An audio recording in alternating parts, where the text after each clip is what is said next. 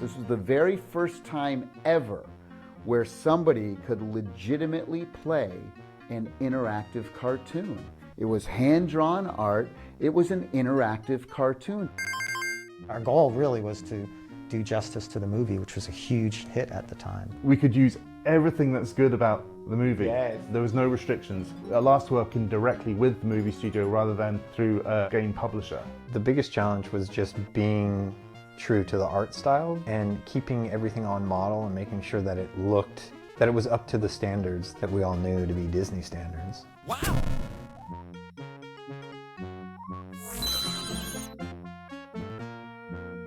They hired Disney Feature Animation to do the hand-drawn animation. Our team was incredibly excited about that because to have a team full of animators that work with pencils, to have them work on a Disney project at this level was incredible. But what we didn't understand was they would actually give us access to the people who made Aladdin, the directors, the animators in Florida, for example. That changed everything. Our lead animator, Mike Dietz, ended up going to Florida and working with the Disney animators. As an animator, getting to deal with Disney Feature Animation, getting to fly down there, work in the Disney animation studios with like some of the greatest animators on the planet and learn from them and just be around them. Like they set me up with like a desk in the Disney animation studio and I'm sitting there drawing and I'm going, what is going on here? It was like a dream come true. Their stuff was great and it was really inspirational and we learned a lot about colour and how they used it. Because a lot of times some of the images can be quite simple, but they work, Yeah. they're balanced, they're doing things you're not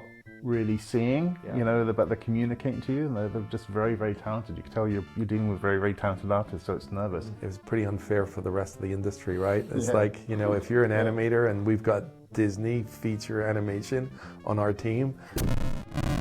Well, so the way we worked was, because animation is so expensive and it's a multi-step process, the first thing you do in animation is you do a pencil test, which is just a rough drawing. And then normally if you're making a film, you would watch the pencil test of the film and go, oh, we want to make these changes to the animation and make these revisions and add this here and take this out here. And then when you're happy with it, then you do a cleaned up version of the drawing. And then you look at that and then you ink it and then you paint it and color it and finish it. That's a very expensive process. And you wouldn't want to go through that process on something that you're not sure is going to be in the game. So what we had developed a little bit on Jungle Book, but it really started on Aladdin, was to take those pencil test drawings that we were getting from Disney that were not finished, and we would digitize those and flood fill them white and then put them in as sprites in the game. And then we could test it. We could play test it, see what was working, see if the mechanic was working at all, but also see if the animation itself was working. And then, when it was, only then we would move on to the final. What we would do, we would take these images from Disney and then I think I would just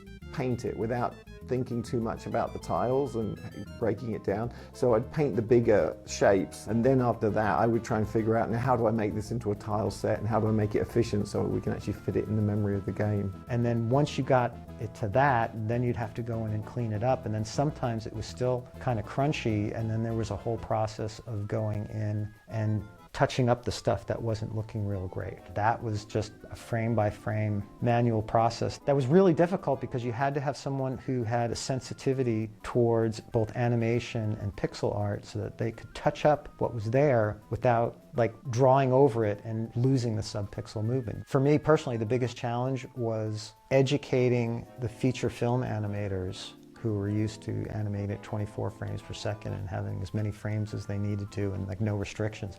Teaching them what the restrictions were of animating for a video game and some of the techniques that we used to use to get around those limitations, and then try and like get their superpowers as amazing animators to execute these techniques that we had developed to get the best out of the limited resources we have and make the animation feel like it was Disney feature quality animation, even though it was far less frames and, you know, just crunchy resolutions. It was a process, and it was a process just figuring out what that pipeline was, and then once we knew what the pipeline was, like to actually just run all that animation through that was time consuming and expensive.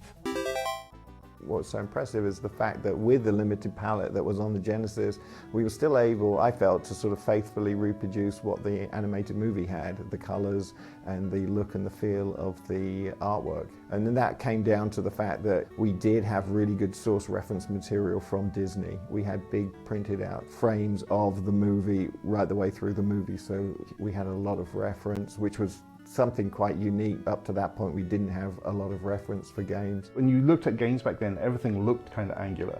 You know, platforms and girders and crates. And so people would have a tendency to draw in squares or along that line. Yes. And with Aladdin, seeing those backgrounds, I think we were the first to really break that. We created more large shapes of buildings. You couldn't see the tiles, it wasn't so obvious. We were really trying to capture the spirit. That was tricky, that was challenging. And sometimes it's funny, you go back and you see stuff, and I know even my kids will be looking at Aladdin and they go, "Did you do that, Dad? Did you do that?" And you can't remember. I can't remember. No. Like, that's how closely everyone managed to get their styles. So I'd look at something and go, "Oh, yeah, I think I did that, but Steve could have done that, or Lynn could have done that." Yeah, I'm that's actually not right. sure. I think, yeah. I've got a memory that I could have done Yeah. it. I remember certain things I did, but I don't remember everything. Back then, it was like, what? How are they doing this? The animation was the smoothest the industry had ever seen. You knew, hey, this is a very special game we're working on. And the amazing thing is, if you put in Aladdin today and you play it, it holds up. Now, how many video games 25 years later can you say graphically can hold up and you can still find it interesting graphically? And that's why I knew it was going to be a big hit, because it looked like nothing. I couldn't wait for people to see this. Sometimes you just know.